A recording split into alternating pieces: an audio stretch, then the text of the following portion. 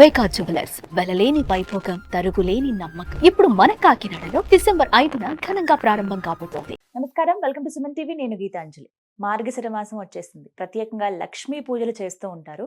అయితే మొదటి మార్గశిర గురువారం 5వ తారీఖున వచ్చిందండి. ఆ రోజున పూజ ఏ విధంగా చేయాలి, అలాగే లక్ష్మీ అమ్మవారిని ఎలా కొలుచుకోవాలి, ఆ రోజు పెట్టవలసిన నైవేద్యం కావచ్చు, పూజా విధానం కానీ, అలాగే పూజ చేసిన తర్వాత వాటిని ఏం చేయాలి, ఎందుకంటే మర్నాడు మళ్ళీ శుక్రవారం వచ్చింది కాబట్టి ఆ రోజున అమ్మవారిని కదిపి వచ్చేలా రకరకాల సందేహాలు మనకుంటాయి. ప్రత్యేకంగా చెప్తారు ఆ రోజున ఒక కథ అనేది మనం వినాలి, లేకుంటే మనకి అందుబాటులో ఉంటే గనక అది చదువుకోవాలి అమ్మవారిని పూజించిన తర్వాత అని అంటారు. అయితే చాలా అరుదుగా దొరుకుతుంటాయి మన శాస్త్రాల్లో ఉన్నటువంటివి. మనం ఎవరి ద్వారానో విని గాని ఇవి తెలుసుకోలేము. అలాంటి ఒక అరుదైన అతి ముఖ్యమైన కథ లక్ష్మీ అమ్మవారికి సంబంధించి ఈ వీడియోలో మనకి వివరించబోతున్నారు బ్రహ్మశ్రీ నందిభట్ల శ్రీహరి శర్మ గురువు గారు, ప్రముఖ జ్యోతిష్యులు. వారితో మాట్లాడి వివరాలు తెలుసుకుందాం. గురుగారు నమస్కారం అండి. వాగర్థావివ సంపృక్తౌ వాగర్థ ప్రతిపత్తయే జగతః పితరౌ వందే పార్వతీ పరమేశ్వరౌ. సదాశివసమారంభాం శంకరాచార్య మధ్యమాం అస్మదాచార్య పర్యంతం వందే గురు పరంపరాం. ఆదిత్యాయ చ సోమాయ మంగళాయ బుధాయ చ గురుశుక్ర శనిభ్యశ్చ రాహవే కేతవే నమః. శృంగేరి జగద్గురు పీఠాధిపతులకి, కంచి పీఠాధిపతులకి నమస్కారములు తెలియజేసుకుంటూ కార్యక్రమాన్ని ప్రారంభిద్దాం. మార్గశిర గురువారం మొదటిదండి, అంటే మొత్తం 4 ఈ మాసంలో మనం చూస్తున్నాం గురుగారు. అయితే 5వ తారీఖున మార్గశిర గురువారం, అందులోనూ లక్ష్మీ అమ్మవారిని చాలా చక్కగా పూజ చేసుకుంటూ ఉంటాం. ఆ రోజు విశిష్టత ఏంటో వివరించండి, అలాగే అమ్మవారిని ఏ విధంగా పూజించుకోవాలి. మార్గశిర మాసం మనకు భగవద్గీతలో కూడా విభూతి యోగంలో శ్రీకృష్ణ భగవానులు వారు ఏం చెప్పారంటే, అన్ని మాసాలలోకెల్లా మాసానాం మార్గశీర్షోహం అంటే మార్గశీర్షమే నేను, మార్గశిర మాసము నేను అని చెప్పడం జరిగింది. కాబట్టి ఇక్కడ వీక్షించేటువంటి ప్రేక్షకుల్లో మనకు కార్తీక మాసం శివకేశవులకి, శ్రావణ మాసం లక్ష్మీ అమ్మవారికి ఎలా అయితే మనం ఆరాధనోత్సవాలు, భాద్రపద మాసం పితృదేవతలకి, ఆశ్వీజ మాసం దుర్గా అమ్మవారికి ఏ విధంగానైతే మనం చేసుకున్నామో, ప్రత్యేకించి లక్ష్మీ అమ్మవారి కోసం చెప్పబడినటువంటి వ్రత నియమము ఈ మార్గశిర మాస లక్ష్మీ వార వ్రతం అని అంటారు.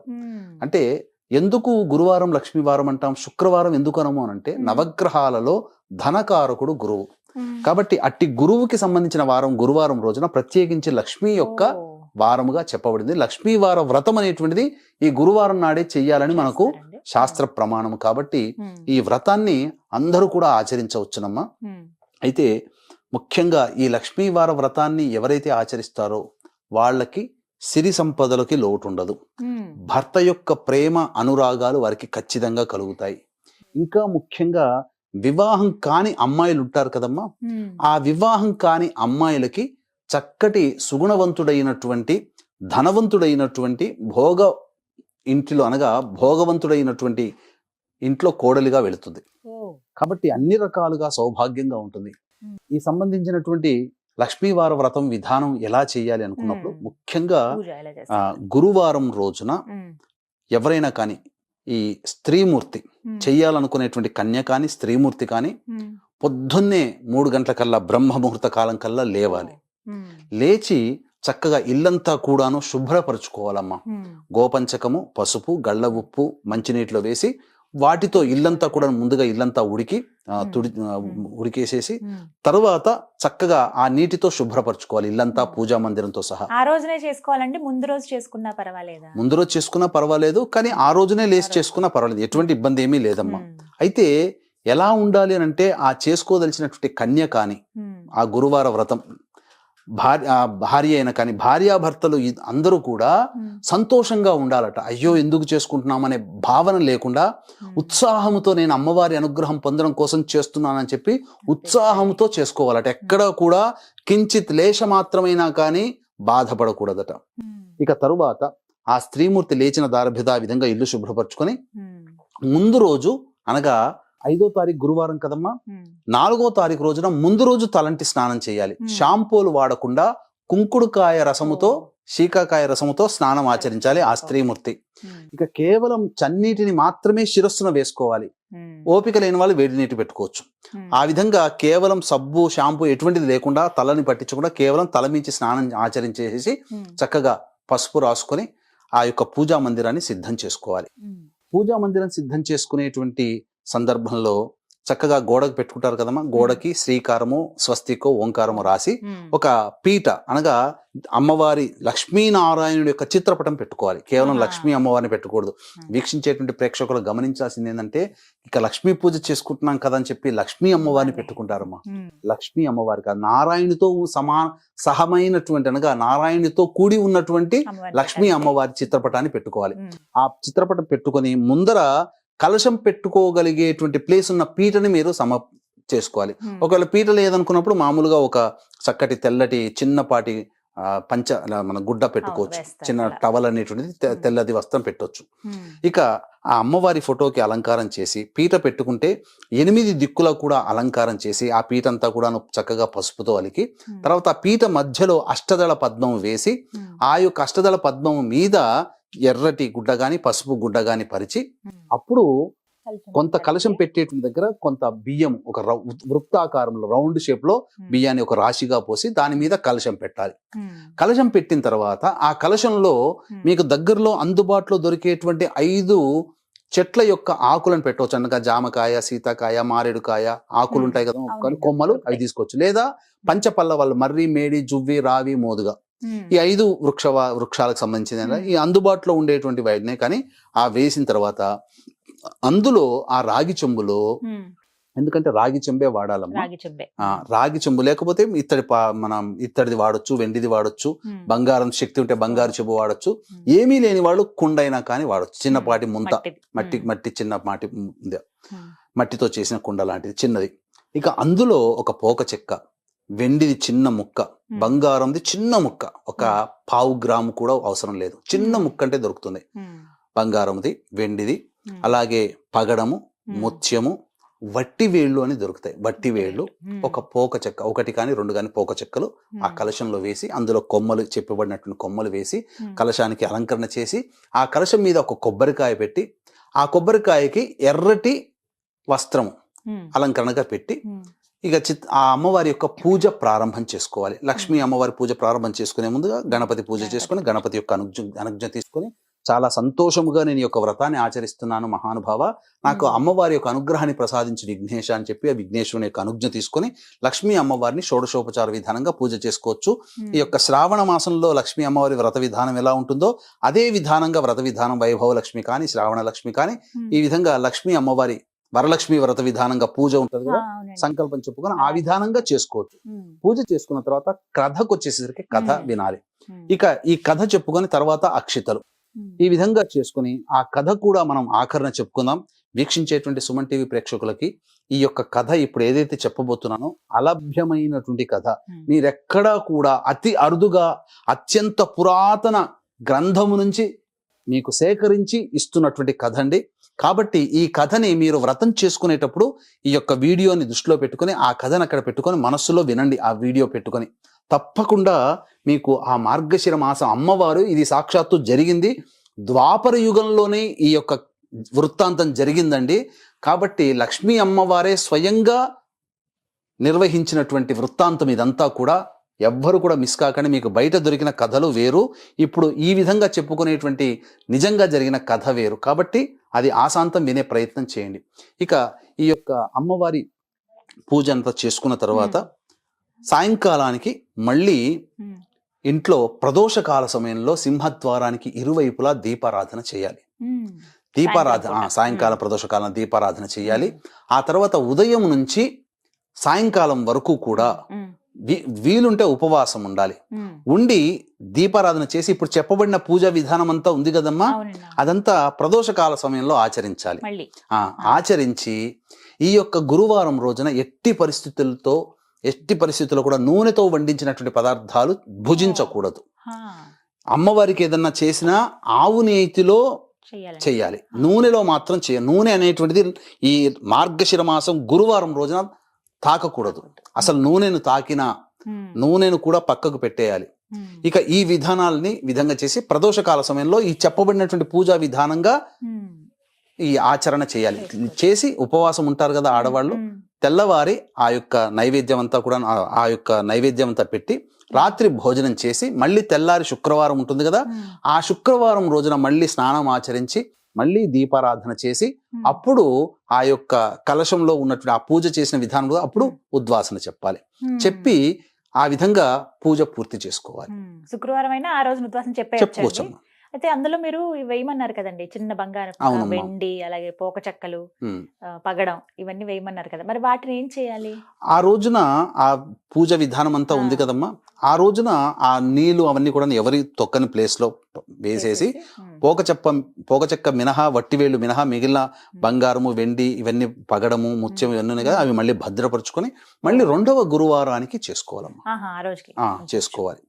ఆ విధంగా 3-4 గురువారాలు కూడా ఆ వాటిని వాడవచ్చు. కాకపోతే ఇక్కడ కొన్ని నియమాలు అనేటువంటివి పాటించాలమ్మా స్త్రీమూర్తి. ఏంటండి ఆ రోజు నియమాలు పాటించేటప్పుడు ముఖ్యంగా ఎప్పుడు కూడా కోపం అనేటువంటిది ఉండకూడదు, విసుగు అనేటువంటిది ఉండకూడదు. అత్తమామల్ని గౌరవంగా చూడాలి, భర్తని ప్రేమగా చూడాలి, కడుపున పుట్టిన సంతానైనా కానీ కోపగించుకోకూడదు. ఇది నియమం. ఆ రోజున ఎటువంటి పరిస్థితుల్లో కూడా కోపం అనేది రాకూడదు. ఇక ముఖ్యంగా ఆ ఇంట్లో ఆ గురువారం వ్రతం చేసేటువంటి రోజున ఇక మురికి బట్టలు అంటూ ఉండకూడదమ్మా. ఆ రోజున ఇక గోళ్ళు, మన జుట్టు గోక్కోవడం కానీ, గోళ్ళు కత్తిరించుకోవడం కానీ లాంటివి చేయకూడదు. ఆ మార్గశిర మాస గురువారం రోజున ఇక దాంపత్యము పనికిరాదు, బ్రహ్మచర్య వ్రతాన్ని ఆచరించాలి. ఇక అన్నిటికంటే ముఖ్యంగా మధ్యాహ్నం పూట నిద్రపోకూడదు, ప్రదోషకాల సమయంలో విసుక్కోకూడదు, ముఖ్యంగా అబద్ధాలు ఆడకూడదు. ఆ గురువారం రోజున చాలా మటుకు మౌనాన్ని ఆశ్రయించాలి. భోజనం చేసేటప్పుడు కూడా ఈ యొక్క గురువారం రోజున తూర్పు వైపున తిరిగి కానీ, ఉత్తరం వైపు తిరిగి కానీ కూర్చొని భోజనం చేయాలి. ఇది విధానంగా చెప్పబడి ఉందమ్మా. అమ్మవారికి పెట్టినటువంటి నైవేద్యాన్ని భుజించవచ్చు. ఉపవాసం ఉంటే ఆ రోజులో ఎట్టి పరిస్థితుల్లో కూడాను నూనెను తాకకూడదు. దీపారాధన నూనెతో చేయొద్దండి, నూనెతో చేయకూడదు, ఆవు నెయ్యితోనే చేయాలి.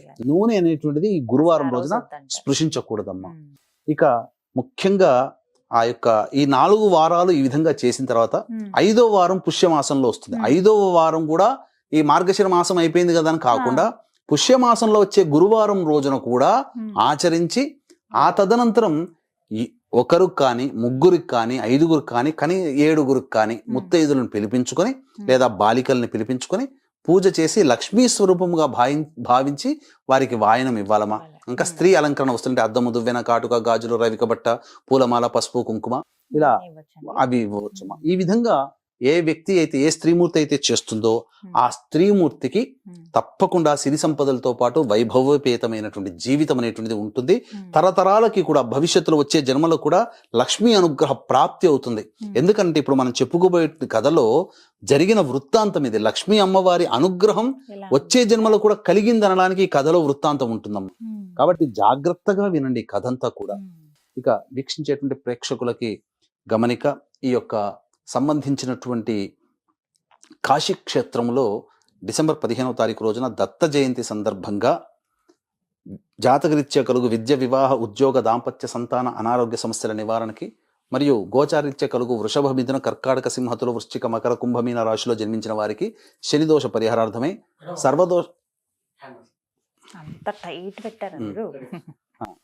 గోచారీత్యా కలుగు వృషభ, మిథున, కర్కాటక, సింహతులు, వృశ్చిక, మకర, కుంభమీన రాశిలో జన్మించిన వారికి శనిదోష పరిహారార్థమై సర్వదోష నివారణ పూజలు, హోమాలన్నిటిపై పర్ హెడ్ 1500 రూపాయలకి చేయించడం జరుగుతుంది. యముని ప్రీతి కోసం యమహోమం కూడా జరిపించడం జరుగుతుంది. అవకాశం ఉన్న వాళ్ళు కార్యక్రమ తదనంతరం కాంటాక్ట్ చేసి మీ గోత్రనామాలు నమోదు చేసుకోవచ్చు. ఇక కథలో గనక వెళ్ళినట్లయితేనమ్మా, చక్కగా పూర్వం ద్వాపర యుగంలో జరిగిందని చెప్పాను కదమ్మా. ద్వాపర యుగంలో సౌరాష్ట్ర దేశాన్ని పరిపాలించే భద్రశ్రవ అనే మహారాజు, గొప్ప నీతివంతమైన మహారాజు. ఆయనకి సురత్ చంద్రిక అనేటువంటి భార్యామణి ఉంది. మహా ఇల్లాలు, పతివ్రత. ఆమెకి 7గురు కొడుకులు, ఒక అమ్మాయి, శ్యామ బాల ఆమె పేరు.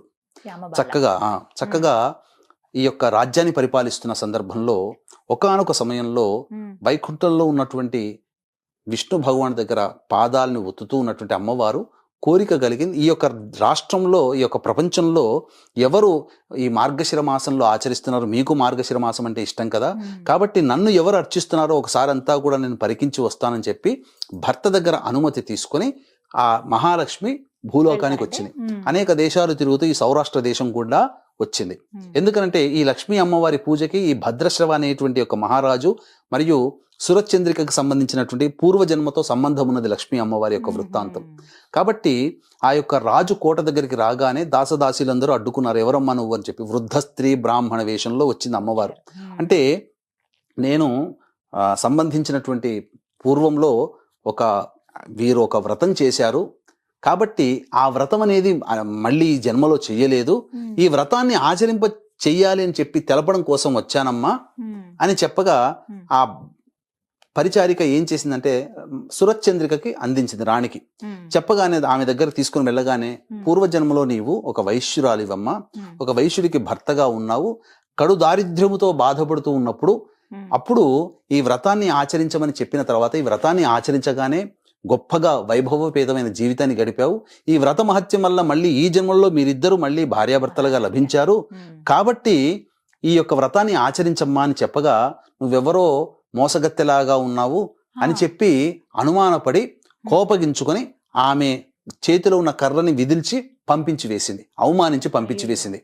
అన్న తర్వాత, నువ్వు నన్ను పొమ్మంటావా, ఇక నేను నీ దగ్గర ఉండనులే అమ్మా అని చెప్పి వెళ్ళిపోతుంది. వెళ్ళిపోతున్నప్పుడు ఆ ద్వారం దగ్గర ఆ కూతురు శ్యామబాల పట్టుకొని అడుగుతుంది, ఏంటమ్మా ఏం జరిగింది, ఇంతగా బాధపడుతూ వస్తున్నావు అంటే, ఫలానా ఇట్లా మీ అమ్మగారు ఇట్లా చేసిందమ్మా, వ్రతం ఆచరించమని చెప్పాను, అయినా ఆచరించలేక నన్ను అనుమానించి నన్ను అవమానించి పంపించిందంటే దానికి ఏమి బాధపడకమ్మా అని చెప్పి, ఎలా ఆచరించాలి నాకు చెప్పమ్మా, నేను చేస్తాను అని చెప్పి ఆ యొక్క వృద్ధ స్త్రీ ఆ అమ్మాయికి వ్రత విధానం అంతా చెప్పి అమ్మాయి చేత ఆచరింపచేసింది.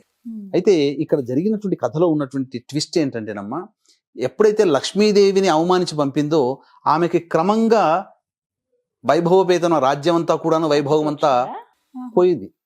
ఈ శ్యామబాల కూతురుంది కదా, ఆచరించినటువంటి విధానం చేత పక్కన పొరుగు రాజ్యంలో ఉన్నటువంటి, చెప్పాను కదా ఈ వ్రతం ఆచరిస్తే వైభవపేతమైనటువంటి భర్త లభిస్తాడు అని, పక్క రాజ్యంలో గొప్ప సంపన్న కుటుంబంలో ఉన్నటువంటి రాజు యొక్క కొడుకు మూలాధర్, ఆ మూలాధర్కి ఇచ్చి వివాహం చేయడం జరిగింది. ఆమె కన్య వెళ్ళిపోయింది. ఇక ఇక్కడ వీళ్ళకి క్రమంగా పూర్తిగా రాజ్యం అంతా నశించిపోయి బీదరికానికి చేరుకున్నారు. కానీ అక్కడ మాత్రం ఈ వృద్ధ స్త్రీ బ్రాహ్మణ చేసినటువంటి ఉపదేశ ప్రకారము మార్గశిర మాసంలో లక్ష్మీ వ్రతాన్ని ఆచరిస్తున్న కారణం చేత దినదిన ప్రవర్ధమానమవుతూ చక్కగా వైభవపేతమైన జీవితాన్ని సిరి సంపదలతో గడుపుతుంది అమ్మాయి. తర్వాత ఒక రోజున ఈ దారిద్ర్యాన్ని అనుభవిస్తున్నటువంటి భార్యాభర్తలు ఎందువల్ల కలిగింది అని చెప్పి బాధపడుతూ, అయినా మన అల్లుడు చాలా గొప్ప ధనికుడు అయ్యాడు, రాజు అయ్యాడు కదా, మరి మన అమ్మాయి కోడలు అయ్యింది కదా, ఒకసారి వెళ్ళి వాళ్ళ దగ్గర ఉన్నటువంటి వెళ్ళి బంగారాన్ని తీసుకుని వద్దాం, ఏదైనా కొంత ధనం సహాయం చేయమని అన్నప్పుడు చక్కగా ఆ రాజ్యం వెళ్తారు. వెళ్ళిన తర్వాత ఆ రాజ్యంలో ఒక కొలను దగ్గర స్పృహ తప్పి పడిపోతారు. ఆ పరిచారికలు చూసి నీళ్లు చల్లి లేపిన తర్వాత, ఎవరండి మీరు, చూస్తేనేమో రాజులాగా ఉన్నారు కానీ భిక్షగాడిలాగా మీ యొక్క వస్త్రధారణ ఉంది అని అంటే, నేను పలానా అమ్మాయి తండ్రిని అని చెప్పగానే, అయ్యో మా రాణిగారి తండ్రి మీరు అని చెప్పి పరుగున వెళ్ళి ఆ యొక్క శ్యామబాలకి చెప్పడం జరిగింది. చెప్పిన తర్వాత నా తండ్రి ఇంతటి దీనస్థితిలో ఉన్నాడా అని చెప్పి బాధపడుతూ వస్త్రములు, చక్కగా నగలు అన్ని కూడాను రథం ఇచ్చి పంపించింది. ఇంటికి తీసుకురాగానే చక్కగా ఆదరించి కడుపు నిండా భోజనం పెట్టి ఒక బిందె నిండా బంగారము ఇచ్చి తల్లికిమ్మని చెప్పి పంపించింది. వెళ్ళిన తర్వాత అక్కడ గనక చూసుకుంటే ఆ ఇంట్లోపలికి వెళ్ళి ఆ బిందె తీయగానే ఈ యొక్క అమ్మవారిని అవమానించిన కారణం చేత బంగారం కాస్త బొగ్గుగా మారిపోయింది. అయ్యో ఈ విధంగా జరిగింది అని చెప్పేసేసని బాధపడుతున్నారు. అయితే అక్కడ అమ్మాయి వ్రతం చేసుకుంటూ ఉండగా మా అమ్మగారు ఎలా ఉన్నారో ఏంటో అని చెప్పి ఒకసారి చూడడానికని ఆ అమ్మాయి రావడం, వీళ్ళ దీనస్థితిని చూసి తోలుకొని వెళ్ళిపోయింది వాళ్ళ రాజ్యానికి. అమ్మాయిని తల్లిదండ్రులను తీసుకుని వెళ్ళిపోయింది. ఆ వెళ్ళిపోయిన రోజు 3వ గురువారం అయింది, మార్గశిర మాసం. కాబట్టి ఆ తల్లిని కూర్చోబెట్టి, అమ్మా నీవు ఆ రోజున అమ్మవారు వచ్చి స్వయంగా వచ్చి చెప్పినా నువ్వు వినకుండా వచ్చి ఈ విధంగా చేశావు, కాబట్టి నీవు తప్పకుండా ఈ వ్రతాన్ని ఆచరించమా అని చెప్పి దగ్గర కూర్చోబెట్టుకొని ఈ తల్లితోని ఈ వ్రతాన్ని ఆచరింపచేసింది. ఈ వ్రతాన్ని ఆచరింపచేసినటువంటి కారణం చేత, నైవేద్యం తీసుకున్నటువంటి కారణం చేత ఆ యొక్క వైభవపేతమైన కోల్పోయిన రాజ్యం అంతా కూడాను ఆవిడకి, ఆ తల్లిదండ్రులకి ఇద్దరికి తిరిగి వచ్చింది.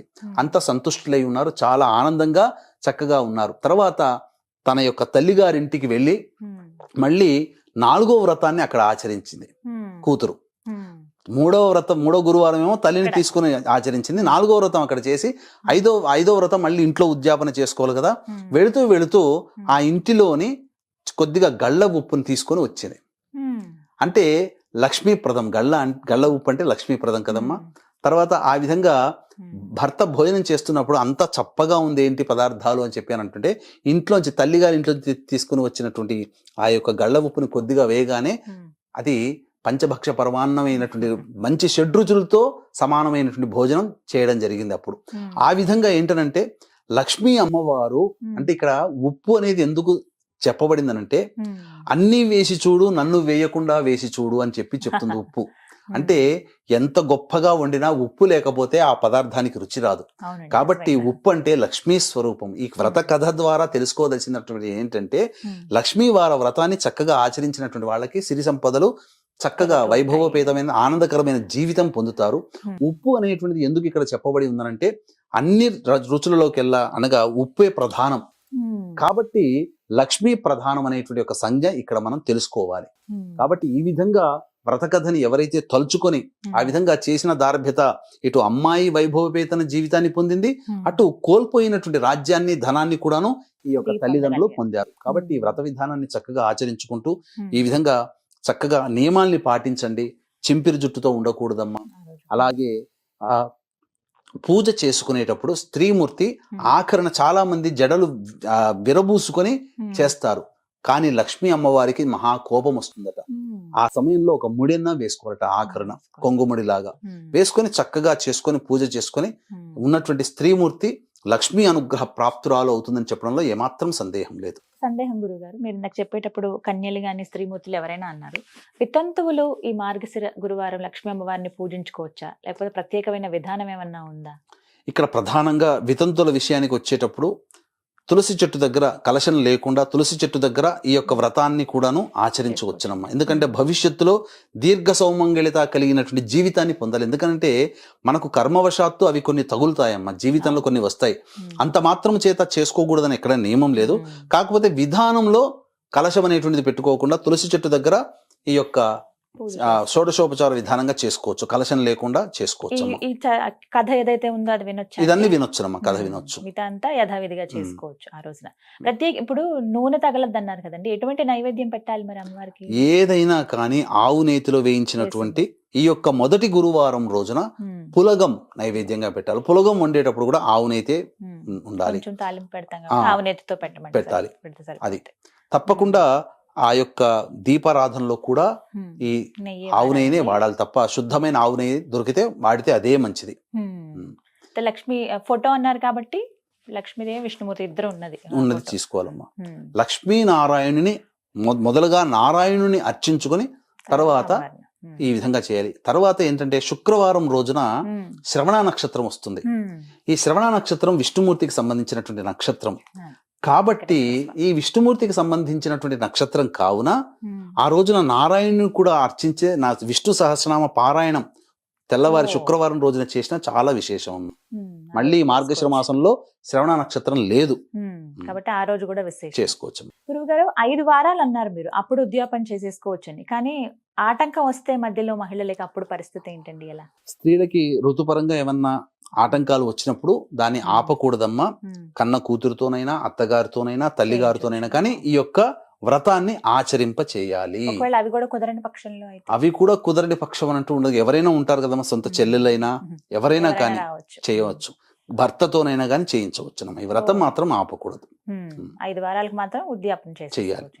ఇలాగే ఏ వారానికి ఆ వారం చేసుకోవాలి, సెపరేట్ గా ఉంటుంది కదండి. చక్కగా వివరించారు గురుగారు, ధన్యవాదాలండి. సర్వం శ్రీ ఉమామహేశ్వర పరబ్రహ్మార్పణమస్తు.